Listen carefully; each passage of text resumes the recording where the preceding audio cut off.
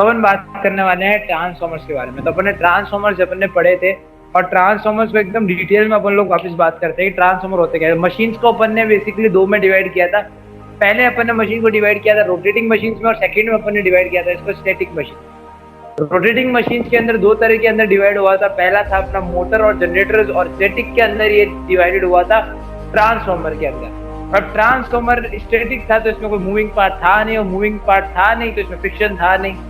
तो पहला तो ये फ्रिक्शन लॉस से बच गया। दूसरा क्या था, इसके अंदर कोई वाइब्रेशंस भी नहीं होती क्योंकि अगर अंदर कोई मोशन ही नहीं हो रहा है तो वाइब्रेशन होगी ही नहीं कोई। तो एकदम स्टैटिक मशीन्स के अंदर ट्रांसफॉर्मर का लिस्टिंग है। लेकिन जब अपन बात करते हैं कि भाई जनरेटर्स के बारे में बात करते हैं अपन, नई नई चीजें जैसे मोटर्स वगैरह के बारे में बात करते हैं ना, तो ये सारी रोटेटिंग मशीन से आती है। ठीक है, तो ये सारा अपना हुआ था कि भाई यहाँ से अपने ट्रांसफॉर्मर की स्टार्टिंग की थी। फिर अपन अब बात करते हैं कि भाई ट्रांसफॉर्मर जो होता है वो होता क्या। ट्रांसफॉर्मर एक इलेक्ट्रोस्टैटिक डिवाइस होता है, ठीक है, जो कि मतलब क्या करता है, जो ट्रांसफर करता है करंट एंड वोल्टेज को एक सर्किट से दूसरे सर्किट पे by using the process of mutual induction. कुछ नहीं कर सकता ट्रांसफॉर्मर। ट्रांसफॉर्मर एक बेसिकली तुम्हारा इलेक्ट्रोस्टैटिक डिवाइस है जो कि मतलब ट्रांसफर करने के काम आता है करंट का एक सर्किट से दूसरे सर्किट के by using the process of mutual induction. और ये सारा किसके अंडर होता है, इलेक्ट्रोमैग्नेटिक इंडक्शन के, विदाउट चेंजिंग फ्रीक्वेंसी। अब एक चीज ध्यान रखना, इनपुट आउटपुट में दोनों में फ्रीक्वेंसी क्या रहती है, सेम रहती है। तो आई थिंक ये आपको क्लियर होगा। आगे चलते हैं, देखते हैं फैराडे के कुछ रूल्स। तो फैराडे के रूल्स क्या कहते हैं, फैराडे के रूल्स बहुत सिंपल थे और इन्होंने एकदम अच्छी तरीके से आपको बता दिया था। तो फैराडे का पहले चीज ये है कि इसकी रिलेटिव मोशन अगर कोई भी कंडक्टर का हो रहा है यूनिफॉर्म मैग्नेटिक फील्ड में तो ईएमएफ जनरेट होगा, ये अपन को पता है। तो भाई कभी भी रिलेटिव मोशन होता है किसी चीज का, ठीक है, तो मतलब कोई भी कंडक्टर का रिलेटिव मोशन होता है कोई यूनिफॉर्म मैग्नेटिक फील्ड में, तो क्या होता है, एक मैग्नेटिक फ्लक्स जनरेट होता है, यानी मैग्नेटिक फील्ड जनरेट होती है, यानी ईएमएफ जनरेट होता है। अब सेकंड लॉ में क्या किया, सेकंड लॉ के अंदर फैराडे के अंदर अपन ने मतलब इसकी मैग्नीट्यूड एक्चुअल बता दिया। फैराडे ने पहले लॉ में तो सिर्फ अपनी स्टेटमेंट दी, लेकिन सेकंड लॉ के अंदर इसने एक्चुअल बता दिया कि कितना उसका मैग्नीट्यूड होगा और उसका वैल्यू आई थी E is equal to minus n dφ/dt। अब यहाँ एक्चुअली क्या हुआ, माइनस इसलिए लग रहा है कि डायरेक्शन को बता रहा है। अब यहाँ पर एक चीज ध्यान रखना कि ये जो था इसका बेसिकली जो रियल लॉ था वो यही था कि E is directly proportional to dφ/dt। ठीक है, फिर अपन ने इसको आगे गए, एक प्रोपोर्शनलिटी कांस्टेंट लगाया, नेगेटिव साइन लगाया, तो E is equal to minus n dφ/dt तुम्हारा लॉ हो गया। अब यहाँ देखो, तुम्हें एक फिगर में यहाँ देख सकते हो कि यहाँ पर एक बाहर मैग्नेट दिख रहा है और एक तुम्हें कॉइल दिख रही है। तो यहाँ पर क्या हो रहा है कि एक चीज स्पष्ट है, ठीक है, कि जब आप कॉइल को देखो दो तरीके से मैग्नेटिक फील्ड को आप जनरेट कर सकते हो, मैग्नेटिक फ्लक्स को आप जनरेट कर सकते हो। या तो आप मैग्नेट को मूव करोगे या कंडक्टर को मूव करोगे, दोनों में से कोई एक चीज होगी तभी आपकी फ्लक्स जनरेट होगी और वो होगी in the form of AC। ठीक है, AC की फॉर्म में होगी। सेकंड क्या था कि भाई मतलब बड़ा क्वेश्चन लोगों के दिमाग में यही आया था कि भाई क्यों डीसी ट्रांसफॉर्मर एग्जिस्ट नहीं कर सकते। तो सबसे बड़ी चीज ये चैलेंज था कि भाई क्या डीसी ट्रांसफॉर्मर क्यों नहीं कर सकते एग्जिस्ट। तो सबसे पहला इसमें रीजन था कि भाई ट्रांसफॉर्मर जैसी चीज को चलाने के लिए आपको ऐसे करंट चाहिए जो मतलब चेंज होते रहे, because we require changing current. और डीसी आपको पता है डीसी एज मतलब डीसी हमेशा ही कैसे काम करता था, डीसी हमेशा ही ऐसा इस हिसाब से काम करता था कि उसका मतलब सिर्फ एक लाइन थी, यानी एकदम मतलब कांस्टेंट चलता रहता था ये। ठीक है, इसमें कोई फ्लक्चुएशंस नहीं थे। दूसरा इसमें क्या था भाई, अगर फ्लक्चुएशन नहीं होंगे तो कोई मैग्नेटिक फील्ड ही नहीं बनेगी और मैग्नेटिक फील्ड ही चेंज नहीं होगी तो करंट बनेगा ही नहीं सेकेंडरी कॉइल में। बात ही खत्म हो गई, तो करंट ही नहीं बन रहा सेकेंडरी कॉइल में, तो सब खत्म हो चुका है। फिर अगली चीज क्या है, अगली चीज ये है कि फिर अपन ने बात किया कि भाई मेजर वर्क क्या होता है ट्रांसफॉर्मर का। ठीक है, तो मेन काम क्या होता है ट्रांसफॉर्मर का, तो भाई मेन काम होता है ट्रांसफॉर्मर का स्टेप अप और स्टेप डाउन करना। तो मेन काम क्या हुआ है, या तो स्टेप अप करेगा या स्टेप डाउन करेगा। तो लेवल्स ऑफ एसी करंट भी क्या करते हैं, ठीक है, एसी करंट के लेवल्स को क्या कर सकते हो विदाउट चेंजिंग फ्रीक्वेंसी। ठीक है, तो क्या होता है कि तुम्हारे एसी करंट और वोल्टेज के जो मतलब लेवल होते हैं विदाउट चेंजिंग फ्रीक्वेंसी वगैरह को बिना चेंज किए तुम्हारे प्राइमरी कॉइल के अंदर ही ये सारी चीजें होती है। तो स्टेप अप और स्टेप डाउन वगैरह जो करनी होती है, ठीक है, ये प्राइमरी मोटिव होता है। देखो एसी जो होता है वो बेसिकली तुम्हारे क्या करता है, एसी के अंदर तुम्हें स्टेप अप और स्टेप डाउन की जरूरत पड़ेगी। ठीक है, डीसी में भी तुम स्टेप अप और स्टेप डाउन कर सकते हो, लेकिन डीसी करंट को तुम पास कर नहीं सकते, वो चेंजिंग करंट है नहीं। तो ऊपर वाला लॉजिक तुम्हें लगाना है यहाँ पर और कुछ भी नहीं है। आगे चलते हैं, देखते हैं फ्रीक्वेंसी के बारे में। फ्रीक्वेंसी तुम्हें पता है क्या होती है कि नंबर ऑफ रिवॉल्यूशन पर सेकंड। ये अपना मतलब वैसे ही अपन इसमें क्या कहेंगे, नंबर ऑफ एसी साइकिल्स पर सेकंड। ये एक साइकिल है, ये एसी की एक साइकिल एक सेकंड में कितनी आती है वो तुम्हारी क्या हो जाएगी, फ्रीक्वेंसी हो जाएगी। फिर अपन आगे चलते हैं, देखते हैं कि ईएमएफ का ग्राफ क्या होता है। तो ये ईएमएफ का ग्राफ आपकी स्क्रीन पर आपको दिख रहा होगा एकदम आसानी से। यहाँ पर एक कुछ ऐसे मैंने ग्राफ टाइप कुछ बनाया हुआ है, ठीक है, और यहाँ पर तुम्हारी हाईएस्ट वैल्यू भी यहाँ पर दिख रही है और यहाँ पर लोएस्ट वैल्यू भी दिख रही है जो कि है -EM और हाईएस्ट वैल्यू जो है CF प्लस EF। फिर नीचे आए फिर अपन देखेंगे स्ट्रक्चर ऑफ ट्रांसफॉर्मर का। ट्रांसफॉर्मर का स्ट्रक्चर कैसा है, तो देखो ट्रांसफॉर्मर का स्ट्रक्चर कितना ब्यूटीफुली आपके सामने दिख रहा है। ट्रांसफॉर्मर का जो स्ट्रक्चर है वो कितना साफ सुथरा आपके सामने दिख रहा है। यहाँ कुछ भी नहीं होगा ट्रांसफॉर्मर के स्ट्रक्चर में कि आपको एक बस एक कहना मतलब कॉइल लेनी थी और यहाँ पर प्राइमरी वाइंडिंग करनी थी और यहाँ सेकेंडरी वाइंडिंग करनी थी। ठीक है, ये N1 हो जाएंगे। N1 तुम्हारे प्राइमरी वाले के नंबर ऑफ टर्न्स है और N2 तुम्हारी सेकेंडरी वाले के नंबर ऑफ टर्न्स है। अगर ये दोनों इक्वल होते हैं, सबसे पहले क्या है कि यहाँ एक चीज आप नोटिस करोगे कि यहाँ पर जो मैग्नेटिक फील्ड अपन ने दी थी वो आपकी थी 0.5 वेबर, लेकिन वहाँ आते आते वो 0.4 हो गई। उसके बीच में 0.1 वेबर की यहाँ पर लॉस हुआ है। ठीक है, या 0.1 वेबर का तुम्हारे लॉस हुआ है। ये जो पूरा सेटअप है चलता था तुम्हारे in the process of mutual induction पे। ठीक है, अब यहाँ पर क्या था, ये तुम्हारे AC सप्लाई कनेक्टेड है, 50 हर्ट्ज है, 220 वोल्ट यहाँ लगी हुई है। ठीक है, यहाँ एक लोड रेजिस्टेंस भी कनेक्टेड हुआ है। ठीक है, तो अब आगे जाएंगे, आगे अपन देखते हैं कि भाई प्राइमरी वाइंडिंग थी तो उसकी इक्वेशन क्या है थी, E इज इक्वल टू, अब हमको पता है प्राइमरी वाइंडिंग के लिए N1 आ जाएगा, माइनस आएगा ही आएगा d∅1, यानी 1 की वजह से, यानी प्राइमरी की वजह से क्या फ्लक्स जनरेट हुआ, तो ∅1/dt आ जाएगा। और उसी तरह उसका E2 is equal to minus N2 d∅2/dt आ जाएगा। ठीक है, तो S इससे अपन के पास एक फॉर्मूला था कि S is equal to L/A μ0 μr। तो इस फॉर्मूले से साफ साफ इसमें अपन को इन्वर्स रिलेशन दिखता था S और μr के बारे में। अपन को पता था कि जितना अगर अपन S को घटाएंगे उतना μr बढ़ेगा और उतना ही अपने लिए फायदा है इस सर्किट में। यानी अगर जितना S अगर बढ़ा तो करंट को ट्रेवल करने में बहुत डिफिकल्टी आने वाली मतलब सर्किट के अंदर। तो इसीलिए अपना मेन मोटिव क्या था कि भाई μr को क्या हो, μr को आपको करना पड़ेगा मैक्सिमम या बढ़ाना पड़ेगा। ठीक है, तो अपन ने देखा कि भाई अब इसके बाद देखा कि कौन सा ट्रांसफॉर्मर सबसे बेस्ट होता है। अब अपन दुकान गए और देखा कि भाई कौन सा ट्रांसफॉर्मर है जो मैं लूँ, यानी बेस्ट ट्रांसफॉर्मर कौन सा है। तो इसको खोजते खोजते हम कुछ पॉइंट पे पहुंचे कि बेस्ट ट्रांसफॉर्मर कौन सा होता है। तो बेस्ट ट्रांसफॉर्मर वो होता है जिसका सबसे पहले क्या होना चाहिए, मैग्नेटिक कोर अच्छा होना चाहिए, यानी उसका जो मैग्नेटिक कोर होगा उस ट्रांसफॉर्मर का वो होना चाहिए एकदम तगड़ा। ठीक है, तो उस कोर में क्या खासियत होनी चाहिए, सबसे पहले उसका रिलक्टेंस पाथ लो होना चाहिए। दूसरा, उसका जो मीडियम होता है हायर परमेबिलिटी का वो हायर होना चाहिए, मतलब जो तुम्हारी क्या कहते हैं रिलेटिव परमेबिलिटी यानी μr जो है वो हायर होना चाहिए। एक क्या होना चाहिए कि भाई उसमें एडी करंट लेस से नेग्लिजिबल होना चाहिए कोर में। कोर जो होना चाहिए प्योरली मैग्नेटिक मटेरियल का, जैसे सॉफ्ट आयरन हो गया, एल्यूमिनियम क्या हो गया, और तुम और एग्जांपल ले सकते हो अल्निको का हो गया, इनका कोर होना चाहिए। फिर जो कोर जो बन रहा है वो प्योरली मैग्नेटिक मटेरियल की, तो पॉइंट कवर कर चुका हूँ मैं। दूसरा वेल इंसुलेटेड भी होना चाहिए, नहीं लगते झटका लग जाए आज के। मतलब अपना ये छठा पॉइंट क्या है, ये कहता है कि भाई थर्मल कोफिशिएंट जो होगा वो हमेशा इसका कैसा होना चाहिए, हाई होना चाहिए। थर्मल कोफिशिएंट इसका हाई होना चाहिए। तो मतलब कुल मिला के ये हो गया कि भाई इसका कोर कैसा होना चाहिए, या तो सॉफ्ट आयरन का होना चाहिए, एल्यूमिनियम का होना चाहिए, या एल्यूमिनियम निकल और कोबाल्ट का होना चाहिए। फिर अपन बात करते हैं कंसेप्ट और लेमिनेटेड शीट्स की, कि भाई इसमें लेमिनेटेड शीट का क्या कंसेप्ट आया। तो लेमिनेटेड शीट बेसिकली यहाँ क्यों यूज की गई, बेसिकली रीजन ये था कि जो अपन नॉर्मल शीट यूज करते थे तो उसका सरफेस एरिया बहुत हाई होता था। सरफेस एरिया हाई होने के कारण यहाँ पर जो एडी करंट थे वो बढ़ गए। एडी करंट बढ़ती तुम्हारे काफी अलग अलग लॉस जो एडी करंट की वजह से होते हैं वो यहाँ होने लग गए। तो इसी चीज को फिक्स करने के लिए अपन ने कंसेप्ट लाया जिसको अपन कहते हैं लेमिनेटेड शीट का। लेमिनेटेड शीट के आते सरफेस एरिया डिक्रीज हो गया, सरफेस एरिया डिक्रीज होते ही तुम्हारा एडी करंट के लॉस क्या हो गए, कम हो गए।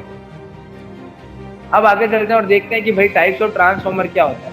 तो बेसिकली तुम्हारे जो ट्रांसफॉर्मर थे ना, इसको अपन ने हर चीज के बेसिस पे एकदम डिटेल में क्लासिफिकेशन किया हुआ है। सबसे पहले ट्रांसफॉर्मर को अपन ने मतलब किया उस on the basis of structure की, ये दिखने में कैसा है, इसका स्ट्रक्चर के फॉर्म में अपन ने किया। तो दो में होगा डिवाइड, ये पहला होगा तुम्हारा कोर टाइप और दूसरा होगा तुम्हारे शेल टाइप। कोर टाइप के अंदर क्या होगा कि भाई प्राइमरी वाइंडिंग और सेकेंडरी वाइंडिंग अलग अलग साइड पे लगी हुई है। ठीक है, लेकिन जब अपन एग्जाम्पल लेंगे शेल टाइप का, तो भाई सेंटर वाली जो मिडल है, ठीक है, उसके ऊपर ये लगी हुई होगी दोनों वाइंडिंग। ठीक है, अब इस चीज़ में भी सेम है तुम्हारे पास, इस चीज़ में भी तुम्हें सेम चीज़ ही निकालनी है, इस चीज़ में तुम्हें सेम काम करना है। अब मैं μr = 1 इसलिए क्योंकि एयर के अंदर μr की वैल्यू क्या होती है, 1 होती है। अब बात करते हैं टाइप्स ऑफ ट्रांसफॉर्मर के on the basis of winding के ऊपर मैंने भाई कितने ज़्यादा वाइंडिंग एक तरफ की हुई है, तो उसमें स्टेप अप और स्टेप डाउन के ऊपर आया। स्टेप अप के अंदर अपन ने क्या कहा कि भाई जो तुम्हारा आउटपुट वोल्टेज होगा वो ज़्यादा होगा, इनपुट वोल्टेज कम होगा, और हाई वोल्टेज वाइंडिंग और करंट की जो लो मतलब करंट जो लो होगा वो सारी दोनों चीज़ें कहाँ पर होगी, सेकेंडरी वाइंडिंग में होगी। एक तो सेकेंडरी वाइंडिंग में तुम्हारा वोल्टेज हाई होगा और एक तुम्हारा करंट क्या होगा, लो होगा, और तुम्हारी जो प्राइमरी वाइंडिंग होगी वो बनी हुई होगी कॉपर से। ये कुछ पॉइंट से स्टेप अप के, और यहाँ तुम्हारे स्टेप अप का एक डायग्राम तुम्हारे सामने दिख ही रहा है एकदम अच्छा सा। ठीक है, तो इसके अंदर तुम देख सकते हो कि सेकेंडरी के अंदर ज़्यादा कॉइल है स्टेप अप में, क्योंकि हमें ज़्यादा करंट चाहिए ना, और तो सेकेंडरी साइड से ज़्यादा करंट मिलने वाला था। तो यहाँ एक एग्जाम्पल भी मैंने लेके रखा हुआ है N1 के अंदर 3000 टर्न दिए हुए और वहाँ पर अपन को जो मिल रहा है, ठीक है, उस समय मतलब जो हमें आउटपुट मिल रहा है उस साइड में जो सेकेंडरी कॉइल है, यहाँ पर मैं नंबर ऑफ टर्न कितने दिए हुए, 6000 टर्न दिए हुए। यहाँ वोल्टेज तुम्हारा क्या हो गया, जब अपने इनपुट दिया वोल्टेज तो वो वोल्टेज तुम्हारा 25 वोल्ट हो गया, लेकिन वहाँ आते आते वो कितना हो जाएगा, 50 वोल्ट तक पहुंच गया, एकदम डबल ही हो गया। फिर अपन बात करते हैं स्टेप डाउन ट्रांसफार्मर की। तो स्टेप डाउन ट्रांसफार्मर में तुम्हारा आउटपुट वोल्टेज क्या होता है, कम।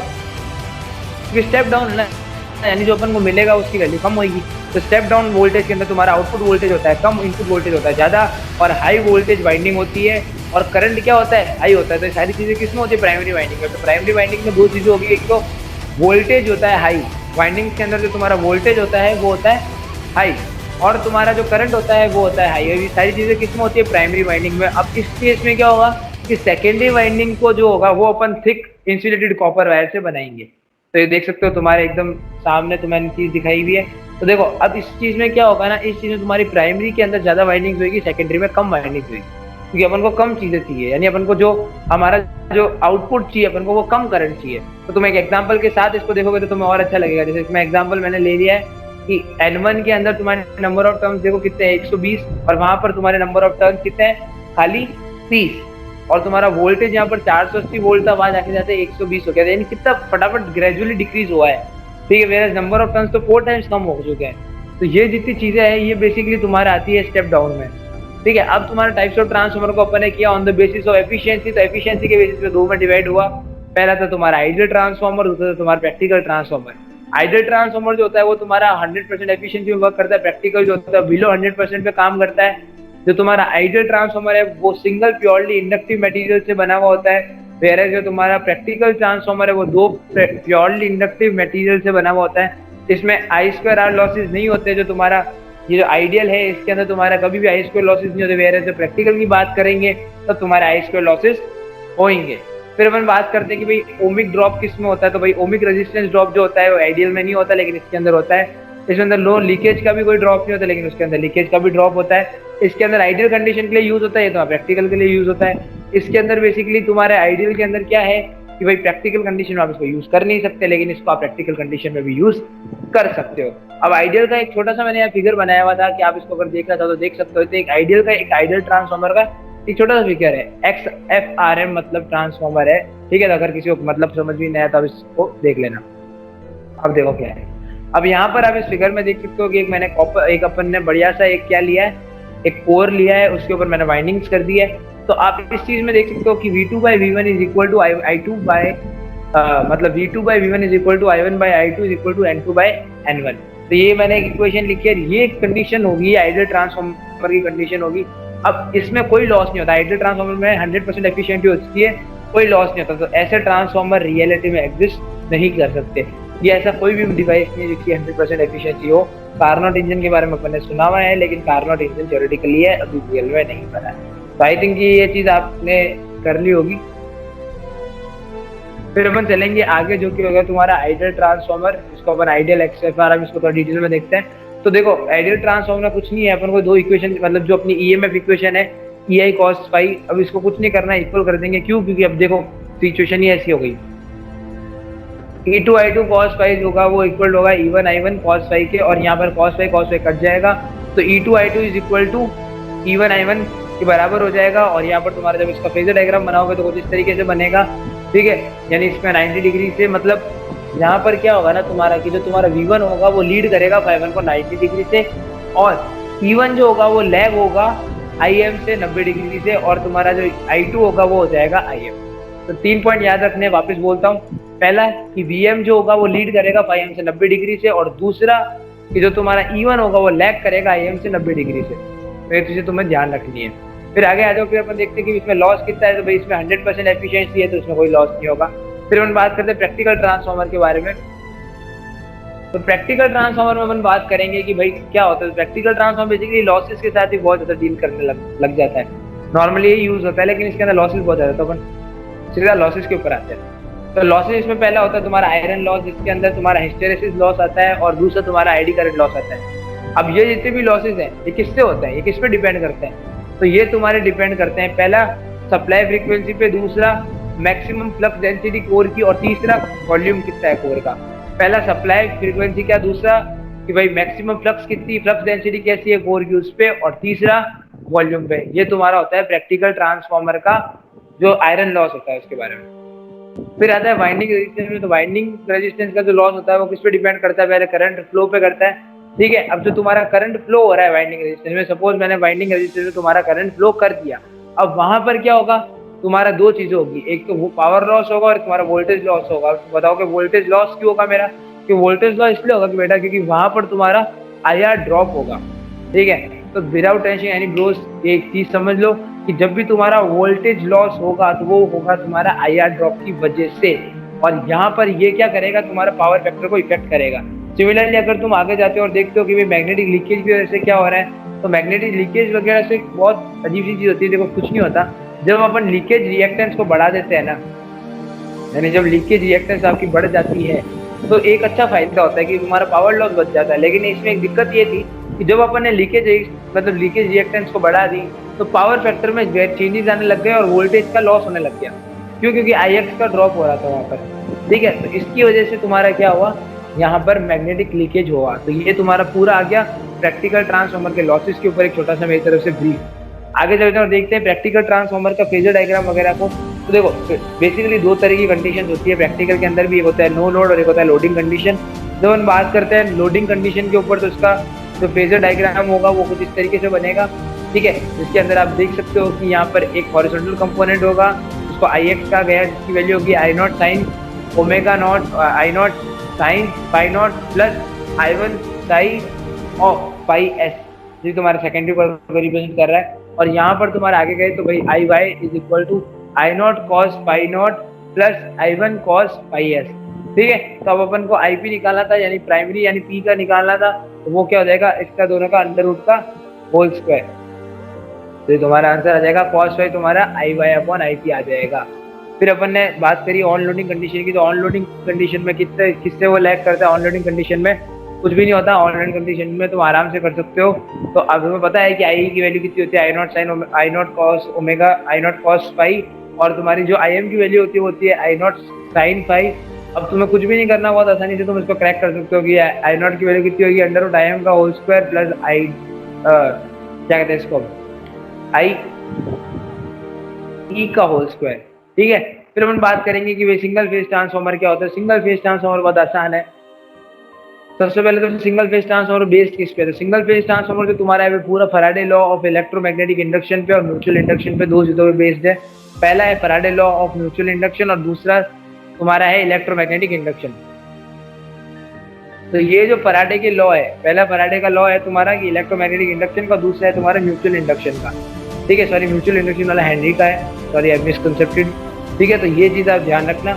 तो इसमें अब क्या है कि वर्किंग बहुत आसान है। प्राइमरी वाइंडिंग की तुम्हारे AC सप्लाई आई और AC सप्लाई में तुम्हारी क्या गई, करंट इसमें से फ्लो होने लगा, और उसमें से करंट जैसे ही फ्लो हुआ तो तुम्हारा मैग्नेटिक फील्ड बनने लग गया। इस कंडीशन को, this condition is known as magnetic you can say mutual induction. जब भी प्राइमरी वाइंडिंग थी उसमें से AC सप्लाई निकला, करंट उसमें से फ्लो हुआ तो एक मैग्नेटिक फील्ड जनरेट हो गई, पावर बन गई। अब बात करते हैं अकॉर्डिंग टू फैराडे लॉ के हिसाब से जितना करंट तुम्हारा बढ़ेगा, यानी करंट जब तुम्हारा बढ़ेगा यानी 0 टू मैक्सिमम तक पहुंचेगा, तो तुम्हारा मैग्नेटिक फील्ड होगी वो भी तुम्हारी क्या होगी, मजबूत होती जाएगी। तो यहाँ पर क्या होता है, अपन को एक फॉर्मूला पता है कि H is equal to NI/L। तो यहाँ तुम्हें पता है कि भाई H तुम्हारा क्या है, H तुम्हारा यहाँ पर है कि भाई क्या कहते हैं उसकी मैग्नेटिक इंटेंसिटी। तो H directly proportional to I, B is equal to I, B is directly proportional to H। कैसे होगा, क्योंकि B इज इक्वल टू क्या है, म्यू नॉट और म्यू नॉट, ये करके तुम्हारा एक फॉर्मूला है mu naught mu R H, ठीक है। Mu naught mu R H का एक तुम्हारा फॉर्मूला है जो तुमने पढ़ा होगा 12th के अंदर, जो अपन ने अर्थ ग्रेविटेशनल वाले के बारे में बात की थी, तब ये फॉर्मूला आया था। तो वहां पर अपन को ये रिलेशन अपन को पता लगे कि B जो है वो I पे डायरेक्टली प्रोपोर्शनल है। फिर अपन ने आगे बात की थी भाई इलेक्ट्रो मैग्नेटिक फॉर्म बताया मैग्नेटिक फील्ड का, तो इसमें कुछ भी नहीं था। इलेक्ट्रोमैग्नेटिक फॉर्म में कुछ भी आसान चीज थी, जो भारी चीज थी नहीं इसमें। तो भाई अपन ने क्या किया, अपन ने ये बताया कि भाई कभी भी तुम्हारा कॉइल के आउटवर्ड जा रहा है ना इलेक्ट्रोमैग्नेटिक, जो कुछ भी नहीं करना, जैसे जैसे तुम मतलब क्या करोगे, कुछ इसमें कंडीशंस थी, जैसे मैं आपको बताता हूँ कि सबसे पहले इसकी कंडीशन थी वो तो ये थी कि भाई electromagnet form of magnetic field is outward the coil, जो कुछ भी नहीं था। कि जब भी तुम्हारा पार्ट ऑफ मैग्नेटिक फ्लक्स है, ठीक है, वो उससे बाहर जा रहा है तो कुछ भी नहीं होगा। सबसे पहले क्या होगा कि इसमें से जब तुम करंट पास करोगे, करंट पास करते ही क्या होगा, करंट पास करते ही तुम्हारा इसके अंदर से मैग्नेटिक फ्लक्स बनने लगेगा, इसकी एक तुम्हारे मैग्नेटिक फ्लक्स की लाइंस बनने लगेगी।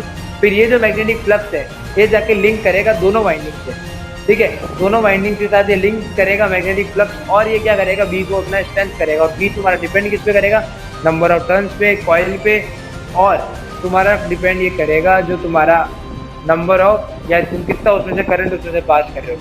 तो डायरेक्टली प्रोपोर्शनल होगा, फाइव डायरेक्टली प्रोपोर्शनल टू आई, जितना फाइव बढ़ेगा उतना आई बढ़ेगा।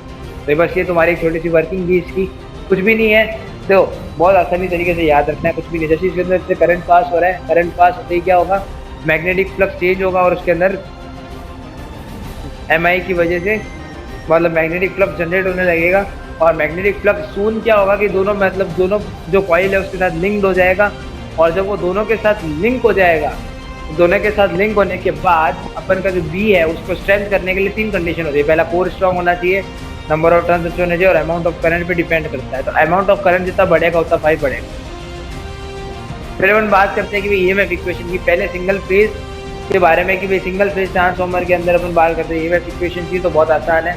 तो ईएमएफ इक्वेशन आपके सामने देखो, ट्रांसफार्मर बना हुआ है, अब इसकी ईएमएफ इक्वेशन निकाली तो बहुत आसान है। फॉर्मूला पता है, E is equal to minus N D phi by D T, phi अपन को पता है 5m sin ओमेगा टी, ठीक है, 5m sin ओमेगा टी होता है। यहाँ सीधा अपन यहाँ पुट करेंगे, एक डायग्राम मैंने बताया है कंडक्टर कैसे यूनिफॉर्म मैग्नेटिक फील्ड में पड़ा हुआ है।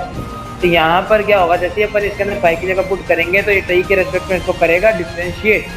तो यहाँ पर तुम्हारा आगे जाके जो डिफ्रेंशिएट होगा ये हो जाएगा E is equal to N omega phi M cos omega T, और यहाँ पर तुम्हारा ई एम जो होगा वो हो जाएगा एन फाई एम ओमेगा, ठीक है। ये तुम्हारा फाइनल आंसर आ जाएगा, ये तुम्हारे ई एम की वैल्यू आएगी। अब अपन को आर एम एस वैल्यू पता है कि भाई क्या आती है, कि भाई आर एम एस वैल्यू क्या होती है, E M upon root two. E M की वैल्यू अपने पास थी, ई एम की वैल्यू जो अपने पास थी वो यहाँ पर सीधी मैंने पुट कर दी, यहाँ पुट करी है तो मेरे को पता लग गया कि भाई N phi M omega by root two है। अब ओमेगा की वैल्यू 2 पाई एफ होती है, तो पाई अब 2 पाई अपॉन रूट टू, तो मेरे को इसकी वैल्यू निकाल सकता था कैलकुलेटर से, कैलकुलेटर करके निकाले तो 4.44 phi M F into N. और ये जो तुम्हारा ई एम एफ आया है, जो तुम्हारा ई आर एम एस आया है, ये बेसिकली तुम्हारे सिंगल फेज सप्लाई की वजह से जनरेट हुआ हुआ ई एम एफ है। फिर तुम्हारा पहला टेस्ट आता है जो कि होता है open circuit test. Open circuit test में अपन क्या जानते हैं, ओपन सर्किट टेस्ट में अपन लोग ये जानते हैं कि भाई तुम्हारा जो ट्रांसफार्मर है, ठीक है, ये बेसिकली क्या होता है कि पहला ये ऐसा टेस्ट है जो कि लो वोल्टेज वाइंडिंग्स के ऊपर होता है और हाई वोल्टेज को अपन ओपन रखते हैं, ठीक है।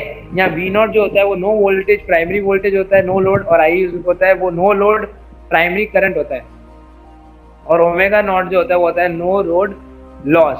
अब यहाँ होता है कॉपर लॉस होता है इसके अंदर, ठीक है, कॉपर लॉस इसके अंदर होगा।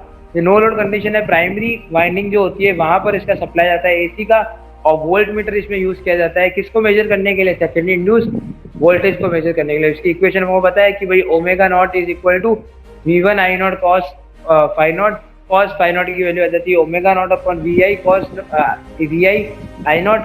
आई ओमेगा की वैल्यू को पता है जो कि है तुम्हारा omega naught we I V1, और ये तुम्हारी सेकंड इक्वेशन है और ये फर्स्ट इक्वेशन है। और इसका क्या करेंगे, जो तुम्हारी मैग्नेटाइजिंग कंपोनेंट है उसकी वैल्यू क्या आएगी, आई नॉट का होल स्क्वायर माइनस आई ओमेगा का होल स्क्वायर अंडर रूट में।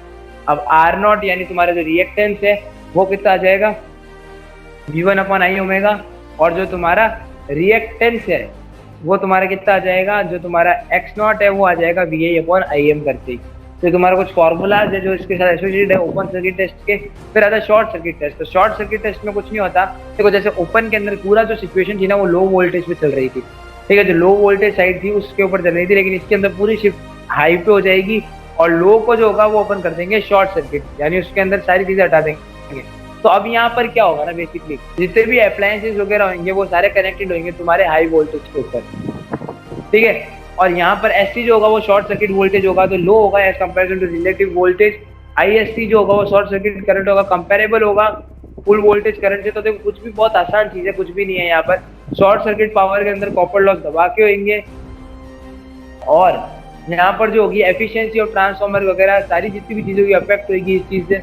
अब यहाँ only performed high voltage winding होगी, ठीक है, और यहाँ जो इंस्ट्रूमेंट्स होंगे वो हाई वोल्टेज वगैरह चीज़ों को मेजर करने के लिए लगे हुए होंगे। और यहाँ जो लो वोल्टेज सोर्स होगा, ये सारे low voltage source secondary winding के होंगे, ठीक है, जो कि क्या करेगा, लोड करंट को मतलब मेजर वगैरह करेंगे और एमीटर में बताएंगे सारी चीजें। प्राइमरी वाइंडिंग और सेकेंडरी वाइंडिंग से क्या करेंगे, लोड करंट को मेजर करके एमीटर को दिखाएंगे।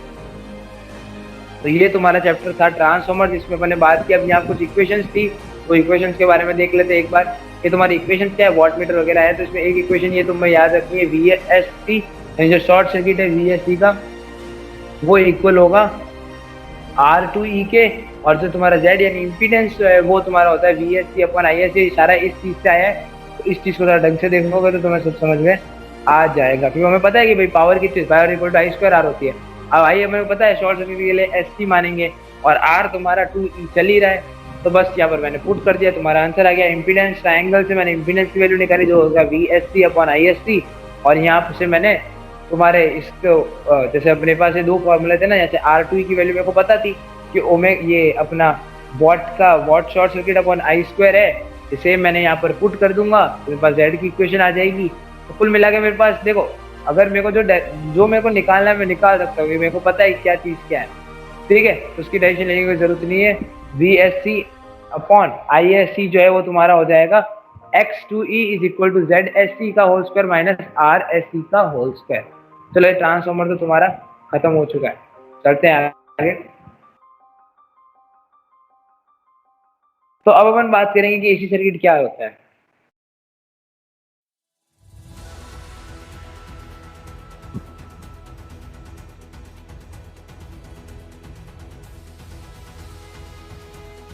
तो एसी सर्किट क्या होता है, एसी सर्किट बेसिकली कुछ नहीं होता है, ये ऐसी क्वांटिटी होती है। एसी सर्किट बेसिकली एक ऐसी एसी क्वांटिटी, तो वो क्वांटिटी होती है जिसका मैग्नीट्यूड डायरेक्शन टाइम के साथ क्या होता रहता है, चेंज होता रहता है। एसी सर्किट वो सर्किट होता है जिसके अंदर एसी करंट फ्लो। एडवांटेजेस क्या है कि भाई इसमें स्टेप डाउन कर सकते हो।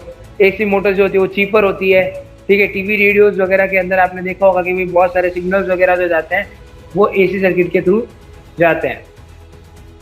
सिंगल फेज एसी का डेरिवेशन है, बहुत आसान है, मैंने वो वाला डेरिवेशन जो अपन ने अभी अपन ने ट्रांसफॉर्मर में देखा है वही चीज़ है, सेम टू सेम, बस यहाँ पुट करना है। बस यहाँ पाई अपन ने पाई एम कॉस ओमेगा टी ले लिया है, और यहाँ अपन पुट करेंगे तो अपना फाइनल आंसर आ जाएगा EM is equal to N omega pi M. और यहाँ अपन जब इसको करेंगे आगे तो is equal to EM sine omega T, ये तुम्हारा ग्राफ बन जाएगा। प्लस का EM मैक्सिमम होगा एम्पलीट्यूड, और माइनस का EM तुम्हारा मिनिमम एम्पलीट्यूड होगा, और ये तुम्हारा इंस्टेंटेनियस वैल्यू निकालनी होगी। तो V is equal to VM sine omega T, I is equal to IM sine omega T. अब रिप्रेजेंटेशन कैसे कर सकते हो, कोई भी मतलब क्या कहते हैं एसी वोल्टेज, मतलब कोई भी तुम सिंगल फेज एसी का रिप्रेजेंटेशन 3 तरीके से कर सकते हो, ग्राफिकल, दूसरा तुम कर सकते हो उसका फेजर, और तीसरा कर सकते हो मैथमेटिकल। तो उसका तुम ग्राफिकल रिप्रेजेंटेशन करते हो तो तुम उसका वेव फॉर्म का यूज करोगे, मैथमेटिकल में तुम उसके रेक्टेंगुलर और पोलर दो चीज़ों का यूज करोगे। वेव फॉर्म बेसिकली क्या होती है, कोई भी पर्टिकुलर यू कैन से कि कोई सिग्नल मैग्नीट्यूड है, कोई सिग्नल का कोई वेरिंग सिग्नल है, कोई सिग्नल है जो बार बार चेंज हो रहा है, उसका मैग्नीट्यूड टाइम के रेस्पेक्ट में एक जगह पे इंडिकेट करने का काम वेव फॉर्म का होता है, ठीक है। अब इसमें रूल्स क्या होता है कि भाई तुम्हारी फ्रीक्वेंसी तो सबकी सेम रहनी चाहिए, इसमें फ्रीक्वेंसी का सेम रहना बहुत इंपॉर्टेंट होता है। ये तुम्हारे कुछ चीज़ें हैं कि भाई तुम्हें वेव फॉर्म में ध्यान रखनी है, तुम्हारे यहाँ पर एक सैम्पल वेव फॉर्म दी हुई है। फिर हम बात करेंगे फेजर रिप्रेजेंटेशन का। तो फेज बेसिकली क्या होता है, तो फेज बेसिकली कुछ नहीं होता, एक पॉइंट, ठीक है। फेज बेसिकली डेफिनेशन होती है एक पॉइंट की, एक पॉइंट की डेफिनेशन, ठीक है। एक पर्टिकुलर टाइम पे एक पॉइंट की डेफिनेशन तुम्हारी फेजर यो फेज बताती है। और ये जो पर्टिकुलर टाइम होता है किसको कहाँ पर रिप्रेजेंट करते हैं, वेव फॉर्म साइकिल पे। तो फेज मतलब फेजर रिप्रेजेंटेशन क्या हो गया, फेज बेसिकली क्या होता है तुम्हारा कि भाई एक डेफिनेशन होती है पॉइंट की पर्टिकुलर टाइम पे, किस पे, वेव फॉर्म की साइकिल पे। ये तुम्हारा होता है फेज कि भाई फेज क्या होता है। जैसे ये वेव फॉर्म साइकिल है, यहाँ पर जो डॉट डॉट दिख रहे हैं ये फेजेस है सारे। अब इसको ही अगर मैं, ठीक है, इसको ही अगर मैं प्लॉट करता हूँ, अगर वेव फॉर्म साइकिल के ऊपर इसको ही अगर मैं सर्कल में प्लॉट करता हूँ और वहाँ मैं वेक्टर्स बनाता हूँ पर्टिकुलर मतलब इंस्टेंटेनियस पॉइंट्स पे, तो ऐसे मतलब डायग्राम्स को अपन फेजर डायग्राम्स कहते हैं, ठीक है। अब मैथमेटिकल रिप्रेजेंटेशन इसका कैसा कर सकता हूँ मैं, मैथमेटिकल रिप्रेजेंटेशन इसका मैं दो तरीके से कर सकता हूँ। पहला है रेक्टेंगुलर और दूसरा है तुम्हारा पोलर। रेक्टेंगुलर करना बहुत आसान है, ए प्लस माइनस जे बी, ठीक है। ए तुम्हारा क्या होता है, कांस्टेंट वैल्यू होती है, बी तुम्हारी क्या वैल्यू होती है, फ्लक्चुएटिंग पार्ट होता है, जे तुम्हारा तुम्हारा अंडर रूट -1 और फेज शिफ्ट होता है 90 से। तो प्लस जो होता है तुम्हारा लीडिंग कंडीशन होता है, माइनस जो होता है तुम्हारा लैगिंग कंडीशन होता है। तो यहाँ तुम्हारा एग्जाम्पल देख सकते हो कि एक एग्जाम्पल है कि जिसमें तुम एग्जाम्पल में तुम क्या कर रहे हो, 15 माइनस 10 है, यानी क्या है 15 तुम्हारा ए हो जाएगा, अब -10 यानी नीचे की तरफ 90 डिग्री के ऊपर, 90 डिग्री के ऊपर नीचे की तरफ तुम्हारी 10 वैल्यू होगी बी की। तो यहाँ देख सकते हो कि नीचे की तरफ यहाँ पर बी की वैल्यू कितनी है, 10 है। बात करते हैं पोलर फॉर्म की, तो पोलर फॉर्म में कुछ नहीं होता है। पोलर फॉर्म में v is equal to A cos theta plus minus J B sine theta तुम्हारा फॉर्म होता है, जिसको तुम ऐसे भी लिख सकते हो, v is equal to modulo of v और अंडर रूट जो मतलब जो तुम्हारा ये एंगल है, ये तुम्हारा थीटा एंगल जो अदा होता है प्लस माइनस थीटा। अब यहाँ v is equal to 20 plus minus 30 लिखा हुआ है, इसका मतलब क्या है कि ये उसकी लेंथ है, 20 जो है वो उसकी फेजर की लेंथ है, और जो एंगल बना रही है वो नीचे से वो है 30 डिग्री। अब आता है सिंगल फेज एसी का रिप्रेजेंटेशन। तो 4 तरीके से, इंस्टेंटेनियस, पीक, एवरेज और आरएमएस। इंस्टेंटेनियस वैल्यू कैसे निकलती है कोई भी चीज़ की, कि भाई कोई पर्टिकुलर टाइम को उसकी क्या वैल्यू है, वो उसकी इंस्टेंटेनियस वैल्यू है पर्टिकुलर टाइम पे। नॉर्मल स्मॉल कैरेक्टर से रिप्रेजेंट होती है। बात करते हैं पीक वैल्यू की, तो पीक वैल्यू बेसिकली उसकी सबसे हाईएस्ट वैल्यू जो होती है वो पीक वैल्यू होती है, ठीक है। और ये रिप्रेजेंटेशन होती है कैपिटल लेटर से। बात करते हैं एवरेज वैल्यू की, तो average value basically sum of values upon total number of values, यही तुम्हारा फॉर्मूला होता है एवरेज वैल्यू का, सम ऑफ वैल्यूज अपॉन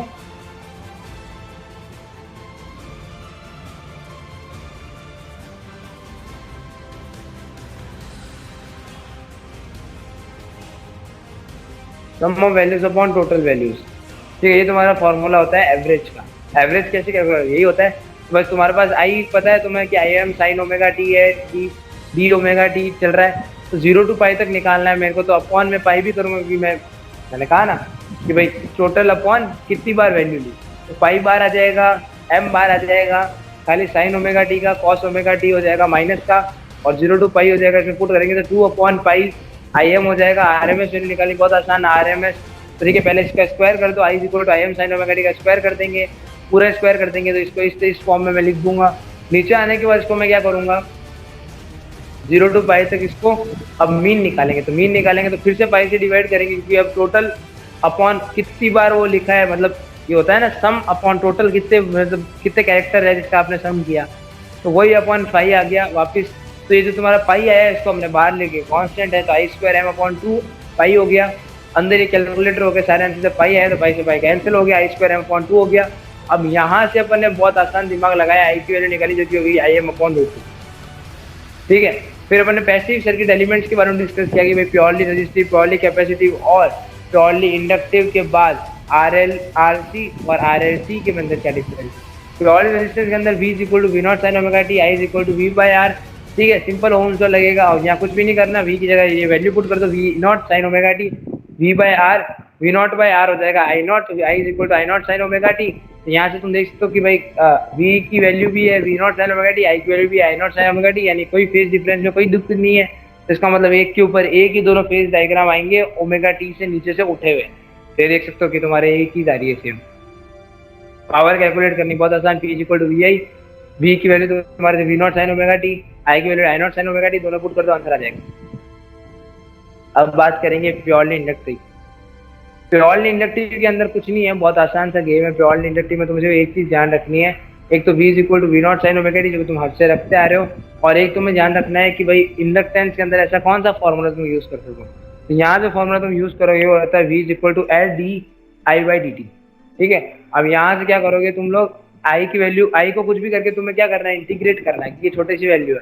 तो आई को जब तुम इसका इंटीग्रेट करोगे तो I is equal to 1 upon L under root V D T आ जाएगा। V की जगह V naught sine omega T रख दो, कुछ भी नहीं करना, तुम्हारा ऑटोमेटिक सारा काम होगा, तुम्हारा आंसर आएगा कि I is equal to V naught upon omega L, नहीं, I is equal to V naught upon omega L under root मतलब साइन ओमेगा टी माइनस 90। अब यहाँ पर क्या हुआ, सिंपल सा गेम है, V naught upon omega L जो था अपना ये होता है आई नॉट, तो यहाँ सिंपल आई नॉट आ गया, I is equal to I naught sine omega T minus तुम्हारा आ गया 90।